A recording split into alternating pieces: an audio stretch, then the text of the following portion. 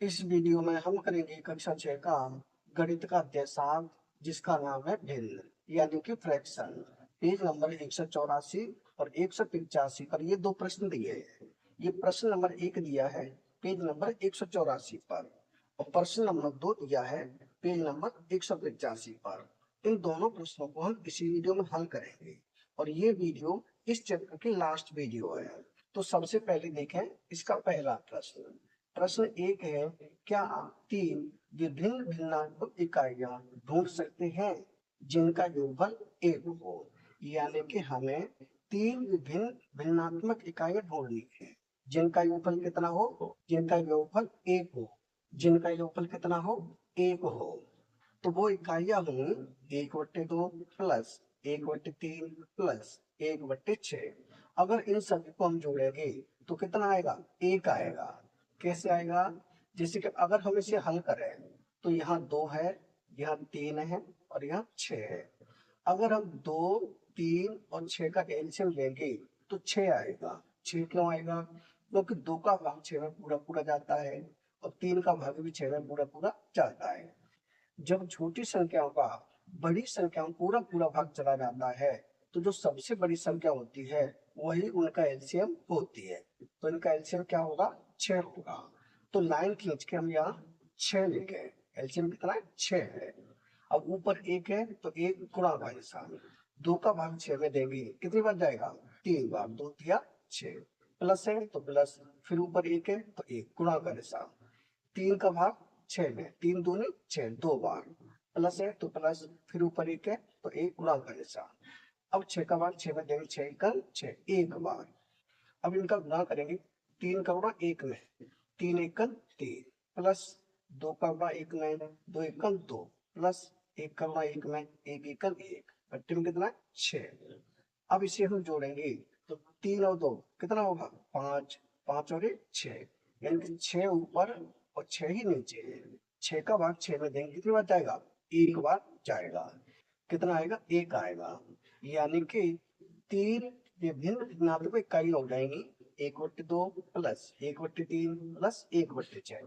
इन सभी को जोड़ने पर 1 आता है। तो ये हो जाएगा हमारा पहले प्रश्न का उत्तर। अब देखें इसका दूसरा प्रश्न। दूसरे प्रश्न में है, क्या आप 4 विभिन्न भिन्नात्मक इकाइयां ढूंढ सकते हैं जिनका योगफल 1 हो? यानी कि अब हमें 4 विभिन्न भिन्नात्मक इकाइयां ढूंढनी है जिनका योगफल कितना हो? 1 हो। परिणामतः इस समस्या के 6 हल हैं। इसके कितने हल हैं? 6। क्या आप इनमें से कम एक ढूंढ सकते हैं?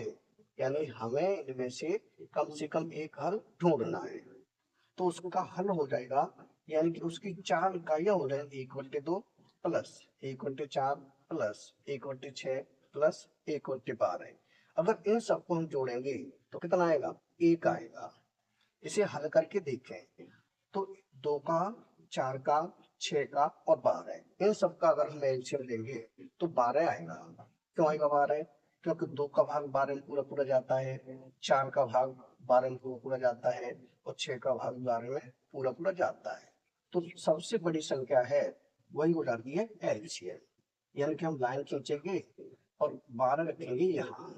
ऊपर कितना है? 1 तो 1 गुणा का निशान, 2 का भाग देंगे 12 में, 2 छक्के 12, 6 बार। प्लस है तो प्लस, 1 है तो 1 फिर गुणा का निशान, 4 का भाग देंगे 12 में, 4 दिया 12, 3 बार। प्लस है तो प्लस, फिर 1 गुणा का निशान, 6 का भाग 12 में, 6 दूनी 12, 2 बार। प्लस 1 गुणा 12 का भाग 12 में कितने बार? 1 बार। 12 एकल 12। अब इनका गुणा करेंगे तो 6 का गुणा 1 से 6 एकल 6 प्लस 3 का गुणा 1 से 3 एकल 3 प्लस 2 का गुणा 1 से 2 एकल 2 प्लस 1 का गुणा 1 से 1 एकल 1, बट्टी में कितना है? 12। अब इनको जोड़े तो 6 और 3 9 10 11 12, इनको जोड़ने में कितना आ गया? ये हो गया ऊपर 12 और नीचे कितना है? 12। 12 का भाग 12 में देंगे कितना आएगा? 1 आएगा। यानी इसका उत्तर भी क्या हो रहा है? 1 हो रहा है। यानी कि 4 विभिन्न भिन्नात्मक इकाइयां होंगी। कौन सी होंगी? 1/2, 1/4, 1/6 और 1/12। ये हो जाएगा हमारे दूसरे प्रश्न का उत्तर। यानी कि प्रश्न नंबर 1 और प्रश्न नंबर 2 दोनों हो चुके हैं कंप्लीट। इन्हीं प्रश्नों के साथ हमारा चैप्टर नंबर 7 हो चुका है कंप्लीट। अगर वीडियो पसंद आए तो लाइक करें, कमेंट करें, अपने दोस्तों के साथ शेयर करें। धन्यवाद।